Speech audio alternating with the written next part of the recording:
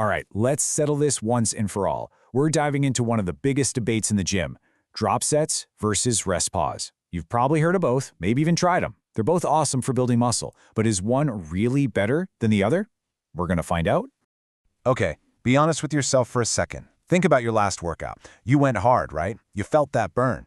But was it as effective as it could have been? I mean, what if a tiny tweak to how you finish your sets could be the key to unlocking some serious new muscle? That's exactly what we're digging into today. So, let's get to know the contenders, shall we? First up, we've got drop sets. I like to call this one the burnout king. The idea is simple. You push a weight until you physically can't do another rep. Then you immediately, and I mean immediately, drop the weight and keep going. It's brutal. Then, in the other corner, you have rest pause, the heavy hitter. Here, you also go to failure, but instead of dropping the weight, you just take a super short rest, like 10-15 seconds, and then you force out a few more reps with that same heavy weight. Two totally different ways to push past failure. All right, so how in the world did these things actually build muscle? Well, to really get which one is right for you, we got to look under the hood a little bit.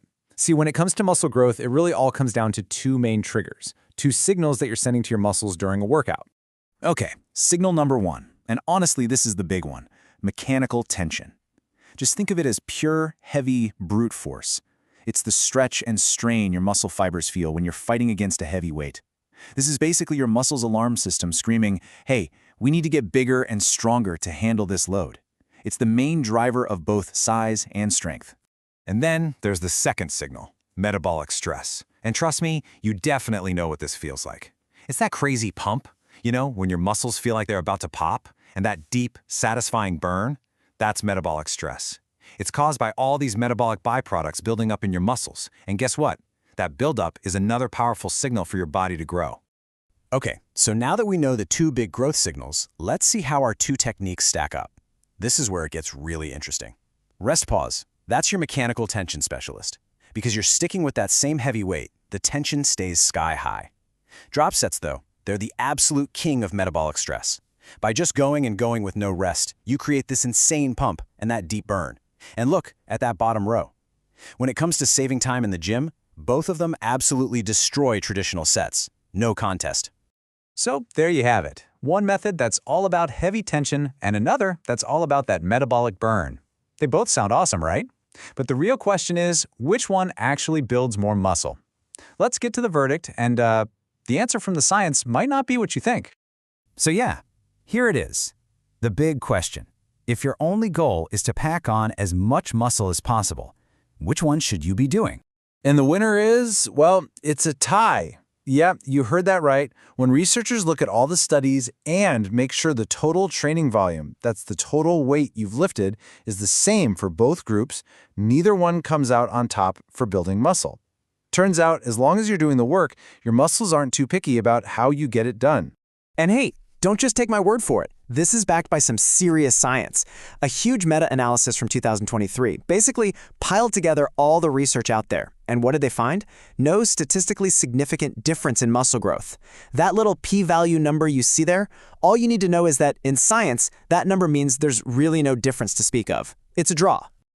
But wait, it's not quite that simple. Just because it's a tie overall doesn't mean there aren't some special cases. Check this out. One study from 2021 had people do leg extensions, and the drop set group saw their quads get almost 18% thicker. The traditional set group, less than 4%. That's a massive difference. So it seems like for certain muscles, that crazy metabolic stress from drop sets might be extra powerful. Okay, so for pure muscle size, it's pretty much a wash. But building a great physique isn't just about size, right? What about getting crazy strong? And maybe even more important for a lot of us, what about getting a killer workout done when you're short on time? Let's dive into those bonus rounds. All right, if your goal is just raw, unadulterated strength, we're talking about your 1-rep max, then we have an undisputed champion. It's rest pause. And it's not even close. One study put them head-to-head on the squat. The rest pause crew added a whopping 26 kilos to their max in 8 weeks. The drop set group, 18 kilos. I mean, it makes sense, right? If you want to get good at lifting heavy, you have to, well, practice lifting heavy. And now for the final battle, the clock. And let me tell you, this is where both of these techniques just leave traditional training in the dust. I mean, a normal exercise might take you 6, 7, 8 minutes, but with rest pause, you can cut that in half. And drop sets?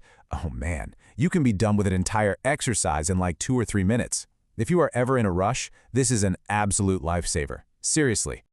Okay, we've gone through the science, the pros, the cons. So what does this all actually mean for your next trip to the gym? The key takeaway here is that it's not about one being better. It's about having a toolbox and knowing which tool to pull out for the job. So let's map out your personal game plan. All right, you're going to want to go with rest pause when your main mission is getting stronger, period. This is your go-to for the big compound lifts. Think your squats, your bench press, your overhead press. Why? Because it lets you keep the weight heavy, keep your form tight, and really hammer home that mechanical tension we talked about. So when should you use drop sets? Well, first and foremost, when the clock is ticking and you got to get your workout done fast. They're also perfect for things like machine exercises or isolation movements, bicep curls, lateral raises, leg extensions. On those, you can really chase that insane pump without your form completely falling apart.